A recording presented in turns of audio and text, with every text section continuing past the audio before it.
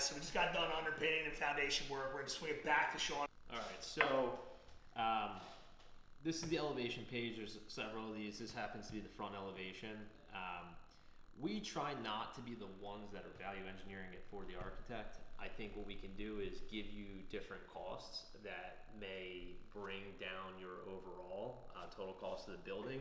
But at the end of the day, you know, I can tell you to slap vinyl on this thing and it'd be way cheaper, but you know, the architect's probably gonna freak out and they're not gonna be happy with it because they had a design intent when they put this building together. But if you're looking at the elevation page of these plans, this is heavy on the brick.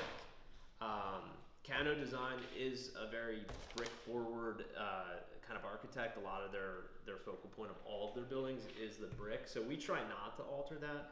But if you were going to do that, some things you can look at are not just the brick patterns, but also the windows on the front. So we could take out the grids. We can change these from like a casement to a single hung to a double hung window, and that's going to bring down your pricing. You can find a brick that works with a white window or a tan window versus a brick that's only going to work with a black window, because your black windows are going to be more expensive. Your arched windows are going to be more expensive.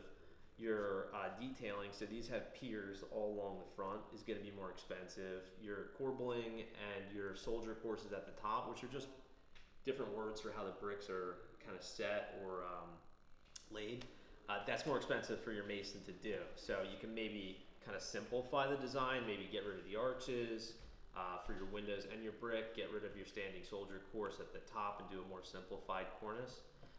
Or definitely get rid of the cast stone areas, which are really going to drive the cost on this masonry front.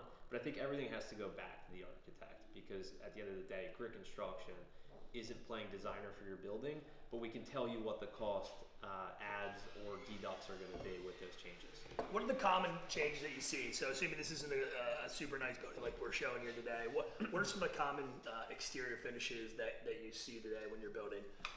What do you preference in terms of what you like to build, and it's a durable product but also cost effective for the investor? Yeah, so I mean, I love brick facades, right? I think they're awesome. I think they're timeless, and I think that's why Cano likes these. Yeah.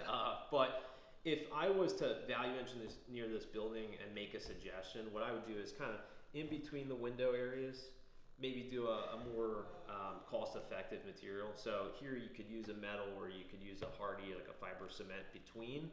Fiber cement's probably a third the cost of brick, maybe half the cost, depending on what you're doing. But you can kind of shave out some money between these areas. Yeah, I mean, I don't know. I would definitely, if it were me, this is, again, they're going for the timeless look with the arched windows, but if it were my building, I'd probably can those pretty quickly because that's what's driving a ton of the cost. I would get rid of the grids on this because that's driving a lot of the cost. And you can also change your window manufacturers. Thanks, Sean, for hitting the exterior. Appreciate that.